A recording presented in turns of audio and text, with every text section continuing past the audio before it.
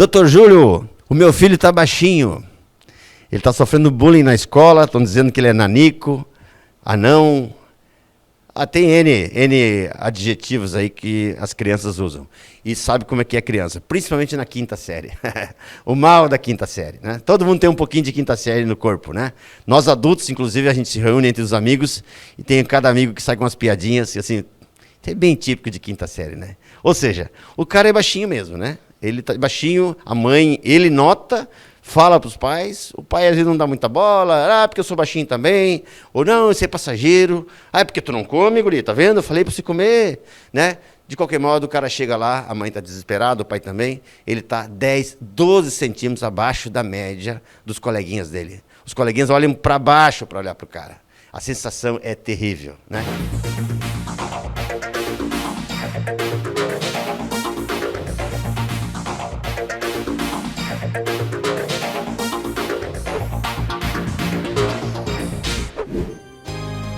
Eu não sei vocês, mas eu, Dr. Júlio Dias, só confio vacinas com o padrão americano feito aqui em Dois Vizinhos, na Droga Mais. Vacinas de meningite, vacinas de varicela, vacinas da gripe, do resfriado, todas as vacinas para o seu calendário e sua criança ficar com a maior segurança possível. Droga Mais aqui em Dois Vizinhos é a melhor de todas. Na rua 28 de novembro, 261, centro de Dois Vizinhos. No telefone WhatsApp para você agendar sua vacina. 46999323322. Agende sua vacina com a doutora Fabiane Meloto Chiquela. Droga Mais, a melhor de todas do Sudoeste.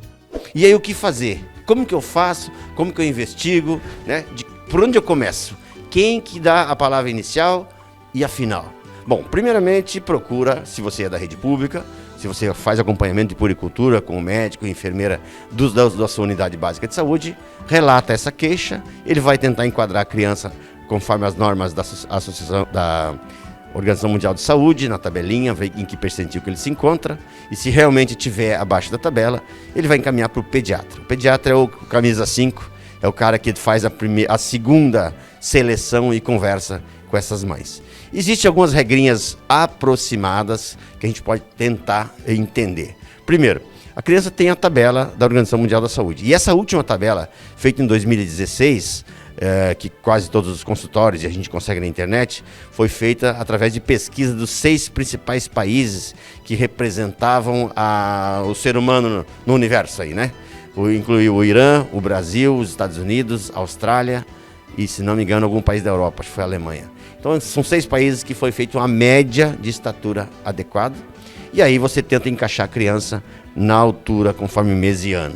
Bom, mas aí existe uma curva, um percentil que chama, né? Que tem um -1 desvio padrão, -1, -2, ou para mais ou para menos. Aquela linha lá na curva, a linha do meio, é o percentil 50. Ou seja, mais ou menos 50% das crianças têm mais altura do que aquilo e mais ou menos 50% têm menos. Essa aí seria a média mundial baseada nesses estudos. Mas aí do seu baixinho, seu filhinho, tu colocou lá na curva, ele está lá -1 desvio, -2 desvio padrão. Opa, é um sinal de alerta, tanto que a linhazinha vai estar amarela lá, e aí você vai procurar o pediatra e ele vai calcular. E aí saber a influência genética, né? O que realmente é herança familiar ou não. A herança familiar, ela pode se manifestar já no primeiro ano de vida, mas normalmente começa um pouquinho depois, tá? De qualquer modo, existem umas formulazinhas, são 2 que eu vou ensinar para vocês agora aqui, para ter uma ideia.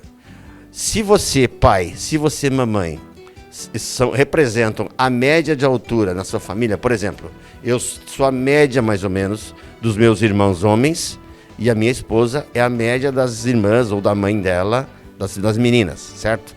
Se você mais ou menos é a média, ou a família tem esse perfil, os meninos, a gente pega a altura do pai, mais 13 centímetros, mais a altura da mãe e divide por 2. Por exemplo, eu tenho 1,73 m, mais 13 dá 1,86 m, mais a minha esposa, que é 1,52 m, então tu soma isso e divide por 2. Vai dar a expectativa familiar para esse menino.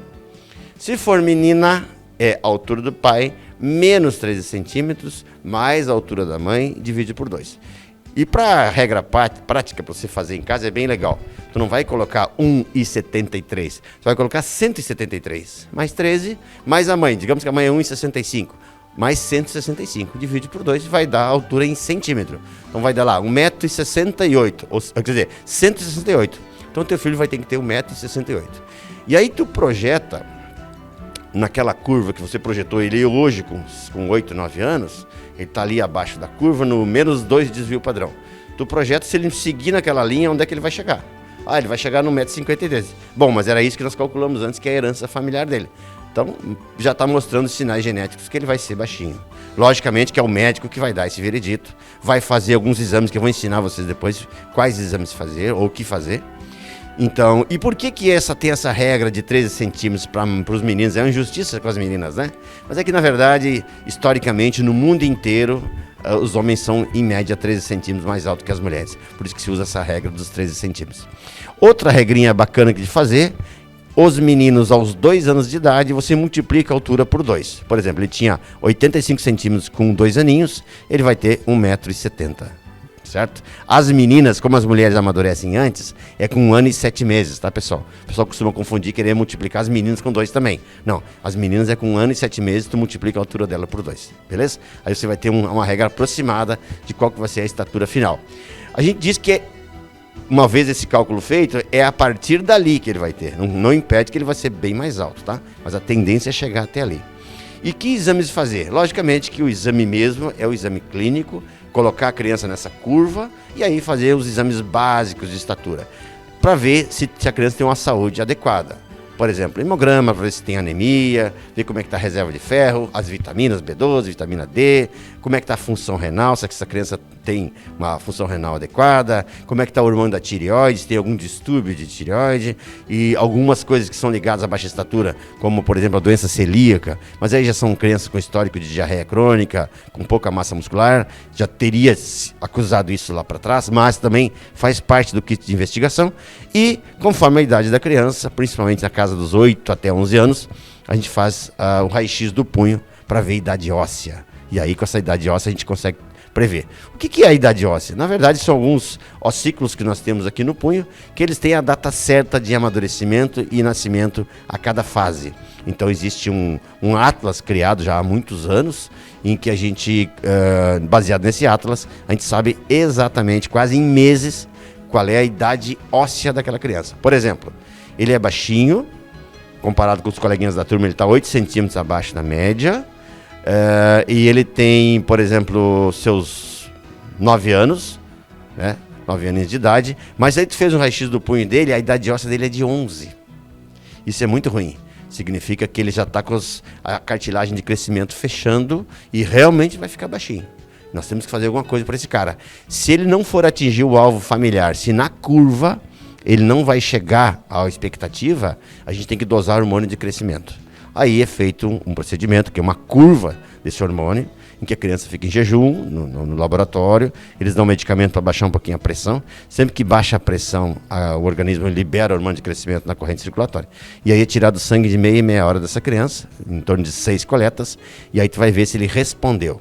A criança que não responde, que não, mesmo com essa pressão baixa, não consiga eliminar ou pôr na corrente circulatória o hormônio de crescimento, ele realmente tem uma deficiência. E aí o governo federal, o governo estadual, paga esse hormônio, custa muito caro, quase 5, 6 mil reais por mês, para fazer essa criança conseguir atingir o alvo. Ou seja, mas é tudo uma gama de pesquisa, investigação. Por quê? Porque se essa criança não vai usar o hormônio de crescimento por questão estética apenas, porque a mãe quer que ele seja mais alto, se ele tem uma tendência genética a ter aquela estatura e ele tem na curva de dosagem do hormônio o hormônio adequado para a idade dele, a gente não tem muito o que fazer. E aí você fez toda essa avaliação com ele, o médico vai dizer, olha, realmente ele tem uma deficiência de hormônio de crescimento na curva que a gente fez, a idade óssea dele está muito avançada e ele nesse ritmo não vai chegar a atingir a estatura alvo familiar. Então, nesses casos bem extremos, aí a gente medica, vai toda essa pesquisa por uma câmara técnica, no caso aqui no Paraná, para Curitiba, em que os endócrinos dão um aval e o governo do estado paga esse tratamento, tá certo? Mas a grande maioria, quase que 99%, não vai nesse ponto. A gente acaba avaliando, em algum momento a criança decola. Um cuidado especial com as meninas, tá? As meninas, elas menstruam, teoricamente, a partir dos 9 anos já podem menstruar. Depende muito da influência do sol, né? Alguns países menstruam mais cedo, principalmente na Ásia, em que tem muita insolação. O sol faz parte da maturação sexual precoce, tanto que os japoneses são muito baixinhos, né? As meninas são baixinhas por conta dessa influência do sol. As meninas, então, tem que ter um alerta.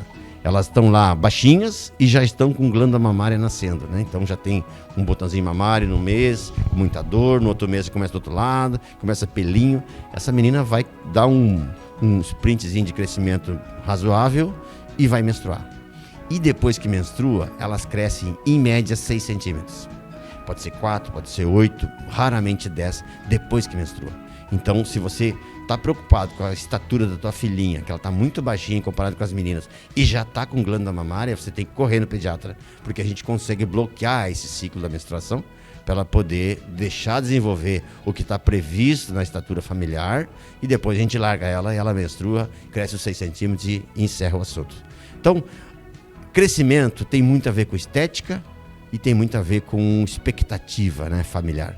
Mas para você entender e para você não pensar que eu vou fazer milagre com a minha filha, eu vou deixar ela crescer, eu quero que ela seja modelo de 1,80 m, ninguém consegue fazer isso. Até porque o uso do hormônio de crescimento não cresce muito não, cresce 5, 6, 7 centímetros. Mas 5, 6, 7 centímetros já faz uma diferença bem grande para quem ia ter 1,55 m, vai ter 1,62 m e assim vice-versa, ok?